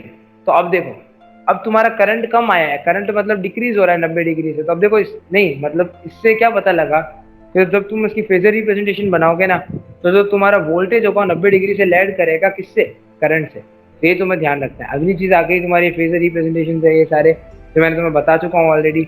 अब तुम आ जाओ तो इंडक्टिव रिएक्टेंस में, तो V naught upon omega L is equal to I naught होता है, हमेशा ये पता है अपन को कि V naught upon I naught is equal to omega L. ठीक है, तो V naught upon I naught XL की वैल्यू होती है, तो V naught upon I naught is equal to XL is equal to omega L. ठीक है, तो यहाँ पर भी पावर निकालोगे, पी इज इक्वल टू वापस V I V naught I naught sine omega T sine of omega T minus 90। फिर बात करते हैं प्योरली कैपेसिटर के बारे में। तो प्योरली कैपेसिटर बहुत आसान है, Q equal to C V याद रखो, यानी I is equal to D Q by D T. यहाँ से क्या करो, क्यू की जगह सी वी रख दो। तो यहाँ जब तुम्हारा सी बार आ जाए, वी आ जाए, तो वी की जगह V naught sine omega T रख दो। जैसे तुम रखोगे तुम्हारा आगे आंसर आ जाएगा ये। अब इसमें देखो आई जो है इस बार 90 डिग्री से आगे है, तो इसका फेजर रिप्रेजेंटेशन कैसा बन जाएगा, इसका फेजर रिप्रेजेंटेशन ऐसा बनेगा कि आई जो होगा वो आगे चलेगा वी से 90 डिग्री से। ठीक है, इसका कैपेसिटिव रिएक्टेंस जो होता है वो होता है I naught is equal to, वापिस वही I naught by V naught is equal to omega C. अब हमें पता था कि I naught by V naught इस बार कितनी वैल्यू होती है, एक्स सी। ठीक है, I naught by V naught होती है 1/xc, 1/xc is equal to omega C. तो एक्स सी तुम्हारा हो जाएगा 1 ओमेगा, तुम्हारा फॉर्मूला हो गया। अब यहाँ पावर निकालनी, इसमें symbol V I V naught I naught sine omega T sine of 5/2 plus omega T. फिर आरएल सर्किट हो गया। आरएल सर्किट आसान, कुछ भी नहीं है। अब देखो ऐसे जब अपन बात करते हैं आरएल सर्किट, एलसी सर्किट इनकी, तब अपन कैलकुलेट क्या करते हैं, तो अपन कैलकुलेट करते हैं हमारा मेन चीज जो की है इम्पीडेंस। यहाँ कैसे कैलकुलेट होगा, बहुत आसान है, कुछ भी नहीं करना तुम्हें। कि तुम्हें देखो वी एल पता है, वी आर पता है, इनका स्क्वायर कर दोगे तुम्हारा रेजिस्टेंस हो जाएगा। तो बस तुम्हें यही ध्यान रखना है कि वी आर की वैल्यू कितनी होती है। वी आर तुम्हारा आई आर होता है, वी एल तुम्हारा आई एक्स एल होता है। बस यहाँ पुट करनी है, तुम्हारे जेड की वैल्यू आ जाएगी। फेज एंगल तुम्हें पता है V L by V R होता है, बस वैल्यू पुट करो आंसर आएगा। आरसी सर्किट में बस कुछ नहीं करना, बस सेम होगा, बस तुम्हारा आर प्लस बीसी का हो जाएगा। और बीसी के टाइम में आई एक्स सी याद रखना, बस तुम्हारा ये आगे जाएगा, आंसर आ जाएगा। फेज एंगल वापस B C by V R करोगे तो वापस वही 1/ओमेगा सी आर आ जाएगा, और पिछली बार तुम्हारा ओमेगा एल बाई आर आया। अब बात करेंगे आरएलसी सर्किट। तो आरएलसी सर्किट में बेसिकली क्या सीन है, आरएलसी सर्किट में कुछ नहीं है, दो कंडीशन होंगे, या तो इसमें वीएल ज्यादा बड़ा आ जाए वीसी से, या वीसी ज्यादा बड़ा आ जाए वीएल से। जब वीएल ज्यादा बड़ा आएगा तो वीएल माइनस वीसी यानी रिजल्टेंट ऊपर की डायरेक्शन में होगा। तो अपन को पता है वी आर आई आर होता है, वीएल आई एक्सएल होता है, वीसी तुम्हारा आई एक्सी होता है। यहाँ पुट कर देंगे तो अपन को पता है भाई कि ये वीएल माइनस वीसी होगा, क्योंकि वीसी नीचे की डायरेक्शन में था ना, उसका रिजल्टेंट ऊपर की डायरेक्शन में, क्योंकि वीएल ज्यादा बड़ा हो गया। तो तुम्हारा वीएल माइनस वीसी हो गया। तो बस तुम्हारा ये जो निकालना है तुम्हें वी, ये हो जाएगा वी आर का square plus V L minus V C का स्क्वायर। ये पूरा स्क्वायर करेंगे तुम्हारा ये आंसर आएगा। इसका फेजर एंगल निकालेंगे V L minus V C upon R V R, तो ये तुम्हारा ये आंसर आएगा। वापस वी सी अगर बड़ा बनाया वी एल से तो क्या होगा, सिर्फ ये उल्टा घूम जाएगा और कुछ नहीं होगा। और ये अंदर तुम्हारा आई एक्स सी माइनस आई एक्स एल हो जाएगा, ये आगे जाके आंसर आ जाएगा एक्स सी माइनस एक्स एल, वापिस वही होगा, पूरा उल्टा घूम जाएगा। रेजोनेंस कंडीशन में कुछ नहीं होता है। रेजोनेंस कंडीशन के अंदर तुम्हारा जो रिजल्टेंट करंट होता है वोल्टेज के साथ सेम फेज में आता है, ये तुम्हारी रेजोनेंस कंडीशन होती है। ठीक है, वेयर जिसमें क्या होता है V naught is equal to V R का whole square, V is equal to V square is equal to I R square, ये तुम्हारा आगे जाके V Z is equal to R होता है। अब रेजोनेंस फ्रीक्वेंसी के बारे में बात करूँ तो V L is equal to I X L होती है, V is equal to I X C होती है। ठीक है, अब यहाँ पर क्या देखो, जब इक्वल करते हैं तो जब तुम्हारा ये कंडीशन होती है जिसके अंदर ओमेगा नॉट 1/√LC वाले बनती है, तुम्हारी रेजोनेंस फ्रीक्वेंसी की कंडीशन होती है। करंट और फ्रीक्वेंसी का ग्राफ हमेशा से सीधा है। अब देखो रेजोनेंस के अंदर एक्सएल माइनस एक्सएल जीरो होता है, तो यहाँ से तुम्हारा क्या पता लग गया कि एक्सएल की वैल्यू तुम्हारा होती है ओमेगा एल, और यहाँ से मतलब देखो एक्सएल की वैल्यू तुम्हारी कितनी 1 ओमेगा एल ही होती है, एक्स 1/ओमेगा सी होती है, बस कुछ नहीं होता। अब देखो एक्सएल माइनस एक्ससी यहाँ पर हमेशा रेजोनेंस में जीरो ही होता है, तो आर स्क्वायर का आर हो जाएगा, जेड इक्वल टू आर हो जाएगा, R is equal to V I V by, है ना, वी बाय आई होती है। तो बस यहाँ पर आई ऊपर चला जाएगा, जेड नीचे आ जाएगा, तो I equal to V by Z हो गया, और वेलकोनो ग्राफ बन जाएगा इसका। ये अपन कर चुके हैं। अभी कुछ ग्राफिक है कि एक्सएल वर्सेस एफ का, एक्सी वर्सेस एफ आपके सामने ही लिया हुआ है, दर्शन हो चुके हैं आपके। थ्री फेज एसी इसलिए कुछ नहीं होता, थ्री फेज एसी इसलिए बना क्योंकि तो इसमें ज्यादा आपको आउटपुट ज़्यादा मिलता है सिंगल फेज। एक ये मोटर में सेल्फ स्टार्ट का फीचर होता है, साइज स्मॉल होता है, अल्टरनेटिव 3 फेज जनरेटर को बोला जाता है। इसकी जो भी मतलब वोल्टेज होते हैं सारे वो 100 क्या कहते हैं 120 डिग्री से इसमें वेरी करते हैं सारे। जो वी ए है वो V M sine omega T है, वी बी है जो V M sine omega T -120, और वी सी सी है जो V M sine omega T +120। तो देखो ये एक डायग्राम है इसका स्टार कनेक्शन का। थ्री फेज सप्लाई को लोड के साथ स्टार में कनेक्ट किया गया है। तो यहाँ पर देखो स्टार में कनेक्ट करने पे सबसे पहले स्टार कनेक्टिंग सिस्टम है, टर्मिनल्स जो है उसमें वाइंडिंग 3 वाइंडिंग ज्वाइन की गई है जिसका एक कॉमन न्यूट्रल पॉइंट है जो कि ये है। अभी बैलेंस सर्किट कब होगा, तो इसके वोल्टेज सारे इक्वल होंगे। तो V R by V by V V B R जब वी एल के बराबर हुआ, ये सारे लाइन वोल्टेज इक्वल, और वी पी होता है फेज वोल्टेज और आई पी होता है फेज करंट। तो एक सिस्टम में जब तीनों, इस सिस्टम को अपन क्या कहेंगे, तो इस सिस्टम को अपन कहेंगे 3 फेज 4 वायर सिस्टम। और यार जेड सब में अगर सेम होगा तो करंट सब में सेम होगा, करंट सब में सेम हुआ, लेकिन सबका फेज जो होगा वो डिफर करेगा किससे, 120 से। तो आई आर हो जाएगा I M sine omega T, I Y हो जाएगा I M sine omega T -120, और आई वी हो जाएगा I M sine omega T, I M sine theta +120। अब यहाँ पर करंट सबका, करंट का अगर हम समीशन करते हैं तो अपना आंसर यहाँ पर हमेशा 0 आता है। अब कंडीशन क्या होता है बैलेंस सिस्टम की, तो एक तो वोल्टेज और करंट मैग्नीट्यूड सेम होगा लेकिन इनका फेज डिफर करेगा 120 से, ठीक है। लोड में क्या होगा, आइडेंटिकल होगा अक्रॉस सबके, लेकिन पावर और पावर फैक्टर और मैग्नीट्यूड इसमें 3 फेज में सेम होगा। फिर आता है phase sequence. Phase sequence basically वो ऑर्डर होता है जिसके अंदर वोल्टेजेस जो होती है डिफरेंट फेजेस के अंदर वो अपनी मैक्सिमम वैल्यू तक पहुंचती है, ठीक है। तो बेसिकली फेज सीक्वेंस वो ऑर्डर होता है जिसके अंदर वोल्टेजेस जो होती है सीक्वेंस के अंदर वो अपनी मैक्सिमम वैल्यू तक पहुंचती है। अब ये अपन बात करते हैं अलग सिस्टम की। अलग सिस्टम में क्या है, इसमें 3 फेज 3 वायर सिस्टम। अब इसमें न्यूट्रल वायर, न्यूट्रल सिस्टम हटा दिया। अब अगर ये कुछ ऐसा सिस्टम है डिसिमिलर सिस्टम है जिसमें कोई न्यूट्रल चीज नहीं है, ये ऐसा है। अब इस केस में क्या होगा, अबव सिस्टम के अंदर सम ऑफ 3 फेज वोल्टेजेस जो होगा वो हमेशा कितना होगा, 0 होगा। 3 ईएमएफ होगी यानी इक्वल मैग्नीट्यूड की 3 ईएमएफ होगी, बट फेज डिफरेंस जो होगा वो सब में 120 से बढ़ेगा। वी आर जो होगा V M sine omega T, और वी वाई होगा V M sine theta -1 theta -120, और वी जो होगा वो वी एम साइन थीटा +120, ठीक है। अब वोल्टेज और पावर रिलेशन वगैरह के बारे में अभी डेल्टा कनेक्शन है कुछ भी नहीं है, डेल्टा में कुछ भी नहीं है, वोल्टेज सब में सेम रहेगा, फेज और लाइन सब में सेम रहेगा, और जो करंट है लाइन करंट वो सब में सेम रहेगा। तो लाइन और फेज जब इक्वल हुआ तो ट्राइंगल अपन ने ये उठा लिया यहाँ पर।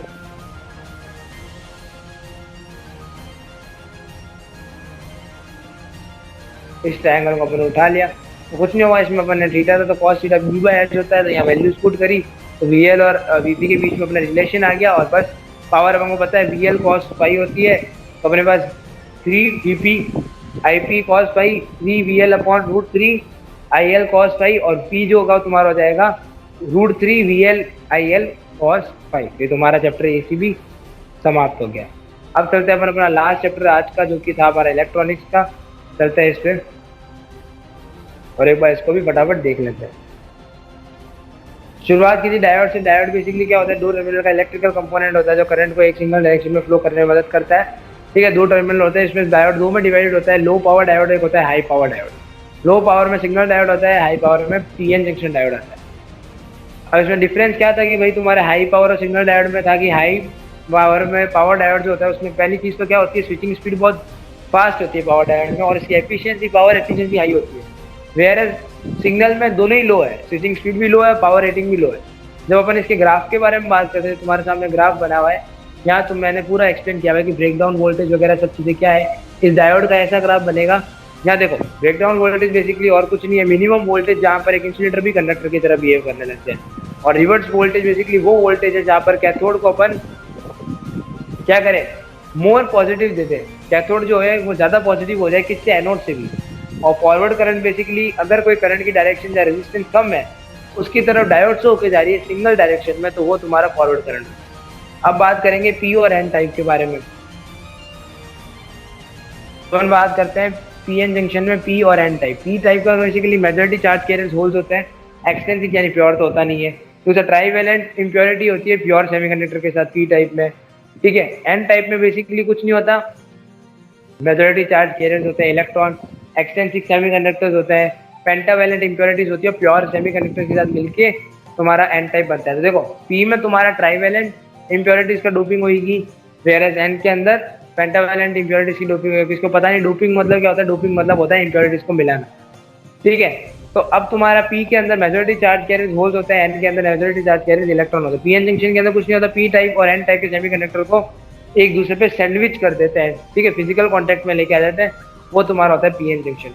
पी रीजन जो होता है उसमें होल होता है, majority charge carrier, N region में इलेक्ट्रॉन्स होते हैं और ये दोनों एक दूसरे से अटैच्ड होते हैं। और अगर इनकी डोपिंग सेम होती है तो इनके बीच में एक थिन बनती है जिसकी मतलब साइज होती है 10⁻16 से लेकर 10⁻17 सेंटीमीटर माइनस क्यूब। देखो पीएन जंक्शन के अलग अलग तरह के केसेस होते हैं, अलग अलग टाइप होते हैं।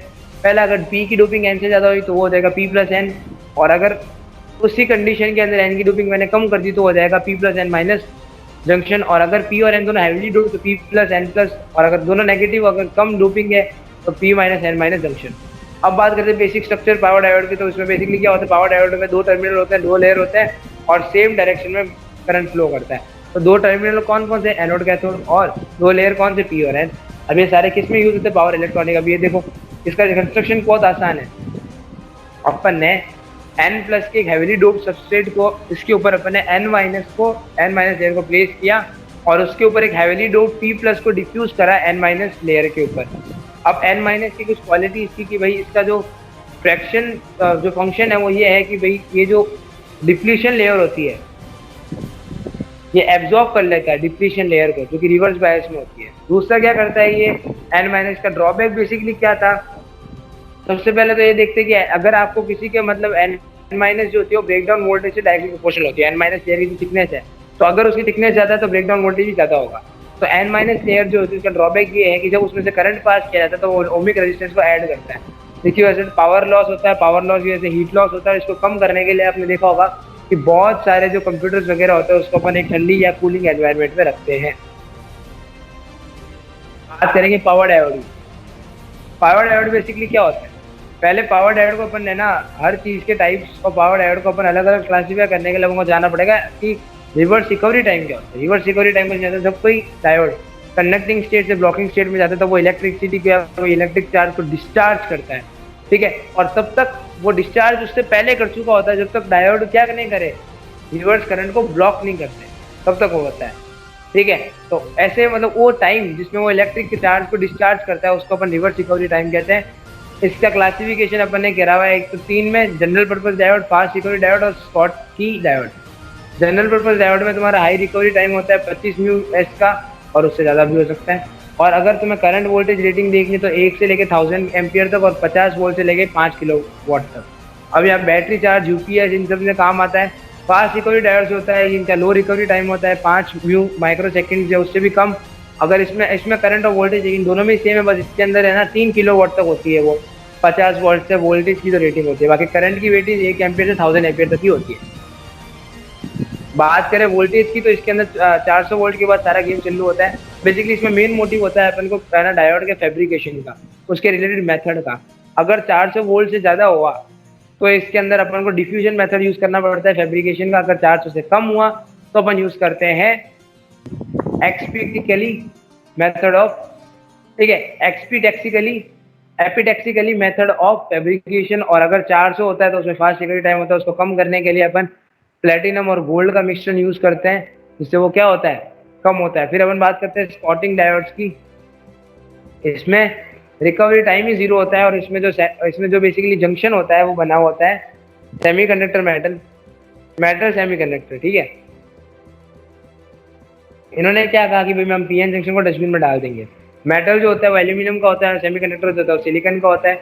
एल्यूमिनियम जो होता है वो तुम्हें, और अब देखो इसमें ध्यान कैसे रखना है, SI जो होता है वो एक एन टाइप का होता है, यानी वो क्या करता है, इसमें नंबर ऑफ फ्री इलेक्ट्रॉन ज़्यादा होता है। तो वो क्या करता है, फ्री इलेक्ट्रॉन एन तक दौड़ते हैं और वहाँ से वो एल्यूमिनियम तक दौड़ते हैं, वहाँ पर वो फॉरवर्ड करंट में जाते हैं और उसमें जब सारे इलेक्ट्रॉन्स होते हैं वो सारे मेजॉरिटी चार्ज वाले इलेक्ट्रॉन्स होते हैं वो आगे बढ़ते हैं। अब सारे इलेक्ट्रॉन्स होते हैं तो मतलब स्विचिंग क्या होती है, फास्ट होती है, क्योंकि उसमें रिकवरी टाइम ही 0 होता है, लो कट ऑफ वोल्टेज होता है और लीकेज करंट बढ़ता है और ऑपरेटिंग फ्रीक्वेंसी भी बढ़ती है। फिर आता है ट्रांजिस्टर कुछ नहीं होता, 3 टर्मिनल, एक सेमीकंडक्टर डिवाइस में 3 टर्मिनल होते हैं, इसमें स्विच जो क्या करते हैं, एम्पलीफाई करता है इलेक्ट्रिकल सिग्नल और उसकी पावर को, ठीक है। तो इसमें 2 तरह के होते हैं, एक तो एनपीएन और एक होता है पीएनपी। एनपीएन के अंदर तुम्हारा क्या होता है कि भाई बाहर जाएगा, ठीक है, तो ई की तरफ से वो बाहर जाता है, बाकी सबकी तरफ से अंदर आता है। वगैरह जब बात करते हैं पीएनपी की, तो वहां से वो पीएन प्रवेश यानी वहां से अंदर जाता है, बाकी सबसे बाहर आता है। बी और सी से बाहर जाएगा, तो ये तो इसका फिगर की बात हुई। अब बात करते हैं बीजेटी ट्रांजिस्टर की। तो बीजेटी ट्रांजिस्टर के अंदर पहला पॉइंट आता है बाईपोलर जंक्शन ट्रांजिस्टर, और दूसरा होता है 3 सेमीकंडक्टर रीजन। ठीक है, अब यहाँ पर क्या होता है, 3 सेमीकंडक्टर रीजन होते हैं और 2 जंक्शन होते हैं पीएन जंक्शन, जो क्या करते हैं, एम्पलीफाई करते हैं, मॉडिफाई करता है सिग्नल को। ये काम बेसिकली करंट कंट्रोल डिवाइसेस के अंदर आते हैं, और इनके 3 टर्मिनल जो होते हैं वो होते हैं एमीटर, बेस और कलेक्टर। यहाँ पर एक फिगर में आप देख सकते हो कि इलेक्ट्रॉन क्या हो रहा है, फ्लो हो रहा है। इलेक्ट्रॉन क्या हो रहा है, यहाँ पर फ्लो हो रहा है आगे की तरफ, और होल्स उसके ऑपोजिट डायरेक्शन में फ्लो हो रहे हैं। यहाँ पर आगे रिकॉम्बिनेशन हो रहा है इसका। ठीक है, ऊपर एन प्लस प्लस यानी बहुत ज्यादा हैवीली डोप्ड है, पी प्लस यानी थोड़ा अच्छा डोप्ड है, और एन मतलब कुछ भी नहीं है, नॉर्मल है। इसकी जो साइज होती है वो 3 मिलीमीटर की होती है, और इसकी जो आप क्या कह सकते हो लेंथ होती है एक पर्टिकुलर पी या एन की, वो होती है 1.8, और इसकी जो ब्रेथ होती है वो होती है 1 mm। ठीक है, तो यहाँ तक अपना क्लियर हो चुका है। अब आगे चलेंगे, अपन देखेंगे कि भाई इसका ग्राफ कैसा है। तो इसका ग्राफ जो होता है वो कुछ इस तरीके से दिखेगा। ये ग्राफ आपको दिख सकता है यहाँ पर, एमीटर बेस करंट और एमीटर बेस वोल्टेज के बीच में ये ग्राफ ऐसा बनता है। मॉसफेट के बारे में बात करते हैं तो वो होता है P channel metal oxide semiconductor for effect transistor. तो ये एक इलेक्ट्रॉनिक स्विच है, मेटल ऑक्साइड वगैरह यूज होते हैं, मैग्नेटिक चार्ज होल्स होते हैं, मोबिलिटी लेस होती है इलेक्ट्रॉन से, और इसमें कोई डिफरेंस नहीं होता सोर्स और टर्मिनल्स के बीच में, गेट और सोर्स के बीच में कोई वोल्टेज का डिफरेंस नहीं होता है। और यहाँ पर क्या होता है, तुम्हारा एन प्लस जो पार्ट होता है, जो मतलब तुम्हारा जो अपन इसको कहते हैं कि भाई एन प्लस जो डिप्लीशन हो रहा है ना, एम प्लस टाइप का जो सबस्ट्रेट होता है वो ज्यादा ड्रेन होता है यहाँ पर। जो मॉफसेट होता है, ये बेसिकली स्विचेस थे सारे। सबसे पहले बीजेटी आया, बीजेटी को मतलब सबसे पहले आया था तुम्हारे मॉफसेट और बीजेटी, इन्होंने इन दोनों से मिलके बना तुम्हारा आईजीबीटी, कॉम्बिनेशन हुआ इनका और आईजीबीटी बना। इसमें गुण क्या है कि भाई इंपीडेंस है वो बढ़ गई, किसकी वजह से, मॉफसेट की वजह से, और ऑफसेट पावर लॉस कम हो गया किसकी वजह से, बीजेटी की वजह से। अब मेटल ऑक्साइड जो था इसमें इंसुलेटेड गेट ट्रांजिस्टर के कुछ नाम है, और metal oxide insulated gate transistor, conductivity modified field effect transistor, normally इसको अपन इंसुलेटेड गेट ट्रांजिस्टर ही कहते हैं। अब यहाँ पर क्या है, बेसिक स्ट्रक्चर क्या है आईजीबीटी का, उसके बारे में अपन बात करेंगे। तो आईजीबीटी बेसिकली वर्चुअली बना था, जैसे पावर मॉफसेट वगैरह बने सारे उसी तरह। मेजर डिफरेंस था इसका सबस्ट्रेट, क्योंकि इसके अंदर एन प्लस लेंथ का सबस्ट्रेट था वो ड्रेन होता था, लेकिन वहां पर मतलब वहां पर एन प्लस नाम का सबस्ट्रेट ड्रेन होता था, यहाँ पर पी प्लस नाम का ड्रेन होता है। इसको अपन कलेक्टर सी भी कहते हैं। ठीक है, पी प्लस सबस्ट्रेट जो होता है उसमें इसको अपन इंजेक्शन लेयर कहते हैं, क्योंकि इंजेक्ट करते हैं इलेक्ट्रॉन को किसमें, एन माइनस में। और वो जो लेयर है उसको अपन कहते हैं ड्रिफ्ट लेयर, कि वहां पर इलेक्ट्रॉन इंजेक्ट होते हैं। और ये आप ये फिगर भी देख सकते हो जो आपके सामने है, जिसमें कुछ भी नहीं है, एक बॉडी है, उसके अंदर पी है, उसके अंदर एन प्लस प्लस है। ठीक है, उसके बाद एन माइनस, एन प्लस और वापस पी प्लस। जो तुम्हारा एन माइनस उसको अपन कहते हैं डोमेन ड्रिफ्ट रीजन, और जो लास्ट वाला है वो है तुम्हारा इंजेक्शन रीजन, जो कि तुम्हारा होल्स को इंसर्ट करता है एन माइनस में। ठीक है, तो कुछ नहीं होता है, जैसे अदर दूसरे सेमीकंडक्टर डिवाइसेस में अगर तो आपको पता लगाना है कि आईजीबीटी की ब्लॉकिंग कैपेसिटी क्या है, तो आपको कुछ नहीं करना है, एन माइनस की थिकनेस लेयर को चेक करना है। ठीक है, और पी लेयर का होती है, पी लेयर होती है तुम्हारी बॉडी आईजीबीटी पे, और एन माइनस लेयर होती है पी और पी प्लस के बीच में, और यहाँ पर तुम्हारा डिप्लीशन लेयर होता है P N minus junction diode का। फिर आता है वर्किंग, इसे कहते हैं कलेक्टर, बेसिकली पॉजिटिव करता है with respect to emitter. IGBT क्या होता है, फॉरवर्ड बायस होता है, और कोई वोल्टेज इसके बीच में वगैरह एक्ट नहीं करता गेट और एमीटर के बीच में। दोनों जंक्शन जो होते हैं between N minus region and P region में, वो रिवर्स बायस में घूमते हैं वोल्टेज। ठीक है, दोनों जंक्शन जो उनके बीच में होते हैं वो क्या होता है, रिवर्स बायस में घूमते हैं, जिसकी वजह से करंट कोई फ्लो ही नहीं होता, no current flow from collector to emitter. ठीक है, फिर आता है अगली चीज जो क्या आता है, गेट। अब इसमें गेट जो होता है पॉजिटिव होता है with respect to emitter by voltage. अब यहाँ पर ग्रेटर जितना एमीटर वोल्टेज ज्यादा होगा उतना थ्रेशोल्ड वोल्टेज कम हो रहा है। ये मतलब ऐसे मतलब अपन ने लेट लिया है कि भाई एक बार देखते हैं कि जब ग्रेटर एमीटर वोल्टेज ज्यादा होता है थ्रेशोल्ड वोल्टेज, तब क्या होगा। जैसे ऊपर यहाँ क्या था, ऊपर कलेक्टर को अपन ने पॉजिटिव लिया, नीचे गेट को पॉजिटिव ले लिया एमीटर के रेस्पेक्ट में, और इसमें फॉरवर्ड बायस में चल रहा है ये पूरा। तो ऊपर क्या हुआ, नो वोल्टेज आया किसके बीच में, गेट और एमीटर के बीच में कोई वोल्टेज नहीं था। दो जंक्शन के बीच में जो जंक्शन था उसको अपन ने क्या किया, रिवर्स बायस में ले लिया, और उसे पता लग गया कि भाई कलेक्टर और एमीटर के बीच में क्या है, कोई करंट नहीं है। गेट के अंदर आया positive with respect to emitter by voltage VT. ठीक है, अब आगे गए तो ये जो जितनी भी चीज हुई ये क्या हुई, एन चैनल के अंदर हुई। तो अपर पार्ट जो था पी का, उसमें सारी चीजें जिसको अपन ने शॉर्ट सर्किट किया, जहाँ पर एन माइनस रीजन ठीक है, एन प्लस एमिटर रीजन का चेंज हुआ जिसमें इलेक्ट्रॉन मूव हुआ एन प्लस एमिटर से लेके एन माइनस ड्रिफ्ट तक, किसके थ्रू, एन चैनल के थ्रू। आईजीबीटी बेसिकली क्या है, आईजीबीटी बेसिकली तुम्हारा फॉरवर्ड बायस है जिसमें कलेक्टर और एमिटर दोनों कनेक्टेड होते हैं। आई प्लस इंजेक्टेड होल्स क्या करता है, आई मतलब पी प्लस है वो क्या करता है, होल्स को इंजेक्ट करता है एन माइनस के अंदर। फिर जो तुम्हें पता है एन माइनस के अंदर तुम्हारे इलेक्ट्रॉन ज्यादा होता है और पी प्लस के अंदर होल ज्यादा है, तो उसको सबको उठा के पी में लेके आए।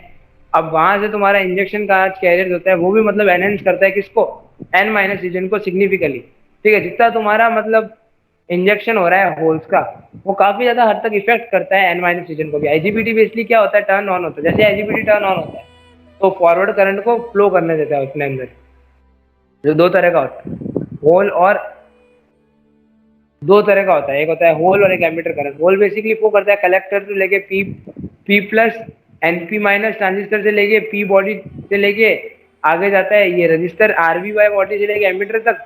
और जो तुम्हारा एमिटर करंट होता है ये होता है तुम्हारा आई एच प्लस आई सी। अब यहाँ मेन इसका सर्किट पाथ क्या है, कलेक्टर टू गया पी प्लस वहां से एन माइनस वहां से गया तुम्हारा डिफ्लेक्टेड कलर और यहाँ से तुम्हारा गया ड्रिफ्ट रेजिस्टेंस, सॉरी है ना, एन माइनस से गया ड्रिफ्ट रेजिस्टेंस वहां से गया एन चैनल रेजिस्टेंस और वहां से गया लोड। ठीक है, अभी कुछ फॉर्मूला है V C B R equal to V C R C H plus V C R D plus V G I. अब थायरेस्टर बेसिकली क्या होता है, तीन फंक्शन के चार, देखो तीन टर्मिनल का चार लेयर डिवाइस होता है जिसके अंदर एनपी एनपी होता है और एक पीएनपी है पीएनपी होता है। ये गेट वगैरह लगे हुए होते हैं इसके अंदर, तीन टर्मिनल होते हैं एनोड कैथोड और गेट। इसका कैरेक्टरिस्टिक ग्राफ वैसे बहुत आसान है, रिवर्स ब्लॉकिंग वोल्टेज उधर होता है, फॉरवर्ड ब्लॉकिंग वोल्टेज ऊपर होता है, फॉरवर्ड कंडक्शन वोल्टेज और वहां पर होता है होल्डिंग करंट। होल्डिंग करंट कुछ नहीं होता, कुछ नहीं होता जब इतना मिनिमम अमाउंट ऑफ करंट, इतना मिनिमम अमाउंट ऑफ करंट होना चाहिए एनोड पे जिसके अंदर आप एनोड टर्मिनल टू लेके कैथोड टर्मिनल तक आप करंट को भेज सको। ठीक है, वो तुम्हारा होल्डिंग करंट होता है। अब होल्डिंग करंट में एक कंडीशन लास्ट में लिखनी जरूरी है जो कि after detecting the gate terminal, gate terminal को डिटेक्ट करने के बाद अगर आप करंट भेजते हो तो वो होल्डिंग है। अगर नहीं हो मतलब आपने डिटेक्ट नहीं किया और अगर आपने सेम डेफिनेशन लिखी तो वो आ जाएगा लैचिंग करंट के अंदर। जो तुम्हारा लैचिंग करंट होता है उसमें अंदर क्या होता है, कोई allied with turn off mode, हमेशा latching current turn off mode में अलाइड होता है और ये जो होता है टर्न ऑन मोड में होता है होल्डिंग वाला। इसमें आई है ना, आई एक बार मतलब इसमें चेंज होता है, आई ऑलवेज बिलो, मतलब इसमें आई जो होता है हमेशा नीचे होता है लीचिंग करंट से, लेकिन इसके अंदर आई जो होता है वो 2 से 3 टाइम ज़्यादा बड़ा होता है होल्डिंग करंट से। इसमें क्या होता है, लीचिंग करंट जो होता है तुम्हारा ये क्या होता है, लेचिंग करंट जो होता है यहाँ पर कम होता है। जैसे मतलब बात करते हैं अपन कि है ना थायरेस्टर अगर डीएक्टिव जैसे कुछ भी नहीं हो, अगर लेचिंग करंट तुम्हारा कम हुआ तो थायरेस्टर बंद हो जाएगा और वहाँ पर जो सप्लाई होगी बिलो वो 5 एम्पियर 5 माइक्रो एम्पियर। तो इस केस में क्या होता है होल्डिंग करंट में कि वैल्यू हमेशा स्टेबल रहती है और वो डिपेंड करती है गेट करंट वैल्यू पे। फिर आता है कि भाई थायरेस्टर के दो एप्लीकेशन है, रिएक्टर और इन्वर्टर। रिएक्टिव रेक्टिफायर कुछ नहीं होता, एसी को डीसी में कन्वर्ट करता है, सिंगल फेज एसी है, half wave to full wave इसमें दो है, हाफ वेव रेक्टिफायर कुछ भी नहीं है, तुम्हारा आधा वेव को करेगा। जो मैं देख सकते हो कि भाई एक पूरी साइन वेव थी इसमें सिर्फ हाफ को करा है, इसने हाफ को छोड़ दिया। At any instant at which the gate trigger is known as, देखो उस पर्टिकुलर पॉइंट पे उस पर्टिकुलर एंगल पे जहाँ पर उसने मतलब उसको रेक्टिफाई किया है वो जो होता है उसको फायरिंग एंगल कहते हैं। और तुम्हारा फुल वेव रेक्टिफायर कुछ नहीं करता, 4 थायरेस्टर कनेक्टेड होते हैं सेम डायरेक्शन के अंदर, लोड इसमें कनेक्टेड होता है और ये कुछ इस तरीके से दिखता है और ये सब चीज़ों को एक साथ क्या करता है रेक्टिफाई कर देता है और अपन को पूरा कंप्लीट वेव अपन को रेक्टिफाई मिलती है। हाफ के अंदर सिर्फ एक छोटा सा पार्ट रेक्टिफाई हुआ मिलता है। फिर अपन बात करेंगे इसकी इन्वर्टर की, तो इन्वर्टर में अपने 4 थायरेस्टर होते हैं, 2 डायोड होते हैं। ठीक है, अब इसमें डायोड जो होते हैं वो क्या होता है एंटी पैरेलल होते हैं थायरेस्टर से, और लोड जो इसमें कनेक्ट होता है वो बिटवीन में कनेक्ट होता है। ये लोड देखो इसमें बिटवीन में कनेक्टेड है और इसको क्या बेसिकली क्या होता है T1 T2 T3 T4 जितने भी होते हैं सब सीरीज में कनेक्टेड होते हैं। अब इसकी वर्किंग कुछ नहीं है, इसमें लोड आर होता है। देखो जब भी एक टाइम इंस्टेंट टी पे बात करती है तो टी पे बेसिकली क्या होता है, गेट पर गया T1 T3 की तरफ, अब T2 और T4 सो गए, जो तुम्हारा ऐसा दिखेगा खाली आया। उसके बाद वापस गेट पर गया अगला तो T2 T4 तक गया और इस बार T1 T3 सो गए, तुम्हारा इस तरीके से दिखेगा। फिर आता है तुम्हारा डीसी डीसी कन्वर्टर जो बहुत आसान है, उसको चॉपर भी कहा जाता है और ये यूजुअली क्या काम आता है डीसी को मतलब स्टेप अप करने के लिए, स्टेप डाउन करने के लिए, एसी जैसा काम करता है। ठीक है, अब यहाँ पर दो तरह के मेथड है, या तो एसी लिंक के थ्रू करो या डीसी लिंक। एसी लिंक के थ्रू करोगे तो पहले इन्वर्टर से एसी को डीसी में बदलो, नहीं मतलब डीसी को एसी में बदलो इन्वर्टर के थ्रू, फिर एसी को आपके स्टेप अप स्टेप डाउन करो, किसको यूज करके, आप यूज करो ट्रांसफार्मर का। फिर आप क्या कर सकते हो, एसी टू डीएल, मतलब एसी टू डीसी तुम कन्वर्ट कर सकते हो रेक्टिफायर यूज करके। सबसे पहले इन्वर्टर यूज करो, फिर तुम ट्रांसफार्मर यूज करो और लास्ट में रेक्टिफायर यूज करो, तुम्हारे पास आ जाएगा एसी। ठीक है, फिर आता है तुम्हारा डीसी लिंक। तो डीसी लिंक में बहुत आसान है, ये डायरेक्टली कन्वर्ट करता है डीसी को डीसी में, और इसके अंदर मतलब कोई भी इमीडिएट रेट डिपेंड नहीं करती।